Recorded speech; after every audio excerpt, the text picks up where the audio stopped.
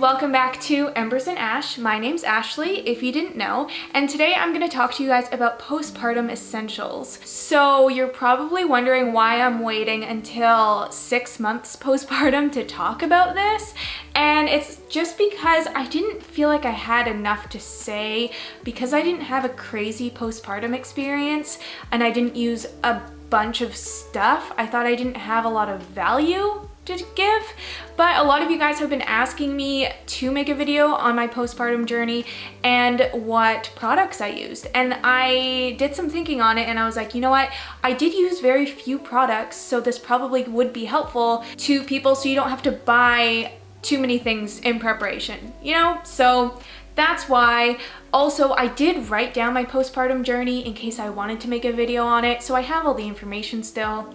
This is a lot of background. Let's get started on my minimalist postpartum journey, I guess. So background, I had a vaginal delivery with a epidural, which I don't think really plays a part in the postpartum essentials, but that's what I had. I had a 1st-degree tear, which wasn't the best. It's not the worst. Wouldn't recommend if you could avoid.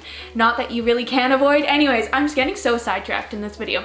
So let's get started with the stuff. So first of all, the stuff that you get in the hospital. A lot of people say stock up on that stuff, and they're right. Try and take home as much stuff as you can just because it'll save you money, and they have good things. Like, a lot of people don't like the stuff that the hospital gives you, but I was like all about it. Every hospital is different and they're gonna give you different items. I'm just gonna share what my hospital gave me. So I got the mesh underwear, which I kept a pair because if you know my story, I had such a lovely birth experience that I just couldn't throw these away. So this is a pair that I didn't end up using. The mesh underwear, these are just so freaking comfortable. Highly recommend using these. As I go through these, I'm also going to talk about what I bought and didn't use. So I bought a full pack of Depends diapers because so many people said that the diapers are way more comfortable than using the mesh panties and pads. I didn't even use any of the diapers because this was so comfortable. I don't know why anyone thinks they need otherwise. Load up on these. My nurses were great and they gave me so many. And then along with these, they give you really big pads. I don't have any of those, but they're just giant pads and they're great. And then for soothing, I was given a row of tea bags. This is something I had never heard of before. I'll put a picture up. It's just like, I don't know, black tea. And my nurse told me to either soak it in warm water or cold water, depending what kind of soothing I would like, and just line the pad with it. Guys, it felt so soothing to use tea bags. Obviously, talk to your doctor before you just buy tea bags, but that's what my hospital gave me and it was the best. So once you get past kind of that first stage of using the giant pads and the tea bags in my case, we move on to our secondary stage of postpartum recovery, I guess. So for that, I just used pads and underwear. I specifically use organic cotton pads. If you didn't know, cotton is the most sprayed crop, pesticide sprayed crop in the world. So my doctor strongly suggested that if you're gonna go organic in anything, go organic in your feminine hygiene products because you don't want pesticides near your reproductive system, you know? Anyways, so I use the NatraCare ones. I also use the La Vie ones. They're both just fine. I enjoyed them equally. So I got these ones are just the regular, but I got the biggest ones they offer, and I would pair them with tucks. Tucks are very commonly recommended because they are just really nice for soothing. They're basically I'll show you, just a circle of fabric or cotton or something with witch hazel on them, so they provide a lot of soothing properties. I originally got a off-brand and they weren't as good. They weren't as saturated, so I ended up buying witch hazel and adding witch hazel to those pads to make them work better. So you can either just use tucks or also witch hazel is good to have on hand anyway, so I don't mind having some extra.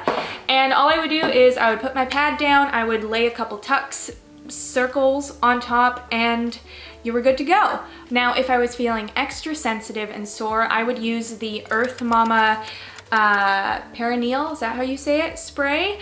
This is like an all natural, I don't even know exactly what this is. It has a bunch of like all natural ingredients to help soothe your destroyed privates.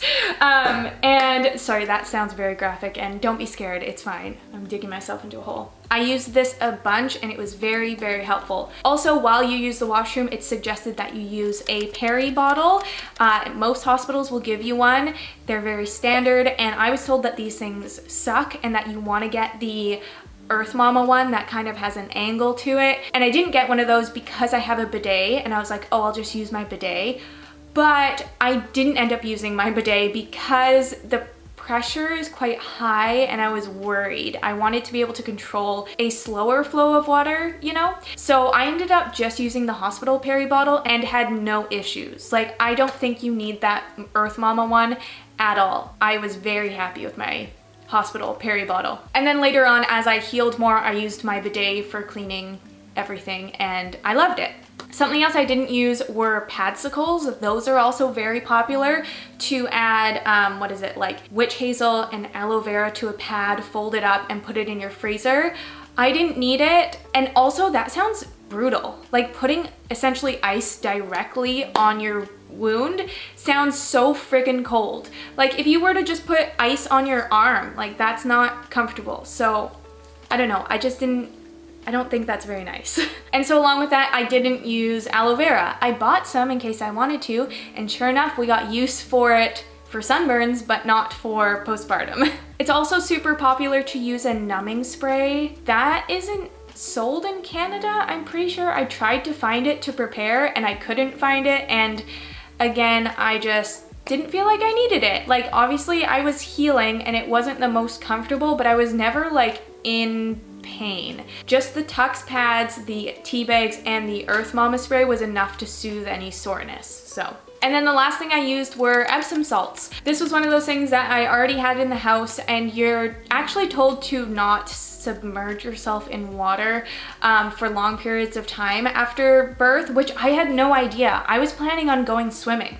And you're not allowed to do that because her cervix is still open and you can get like an infection. So that was a huge bummer, but you're allowed to do an Epsom salt bath for a few minutes to help soothe the area, and specifically it helps break down your stitches. My stitches lasted longer than 6 weeks, which I think is more common than is generally thought. Like that 6-week mark, people always think that you're like back at it at 6 weeks, which for a lot of women you aren't. I still had a lot of healing to do. A lot of other women have a lot of healing to do at 6 weeks. It's just kind of a checkpoint, I guess. Anyways, the Epsom salt bath was great for breaking down stitches.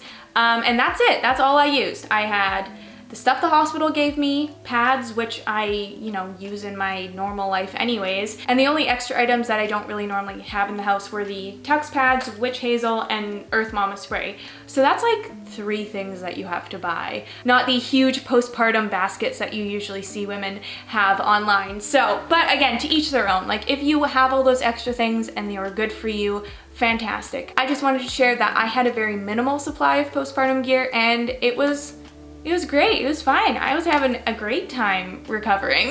So yeah, that's everything. It's just a quick little guide. I hope this kind of opens your eyes to all the stuff you don't need that is being preached to you. Let me know if you have any postpartum essentials that were amazing that I didn't mention. I would love to hear because, you know, they're always coming out with new things that are very useful. If you haven't heard my birth story yet and you're interested in how I ended up postpartum, I guess, go check that video out. I had a wonderful birth. I would do it again and again and again. It was so amazing. So I hope this video has been helpful for you guys to prepare for postpartum minimally. Thank you so much for watching, and I'll catch you in the next one. Bye.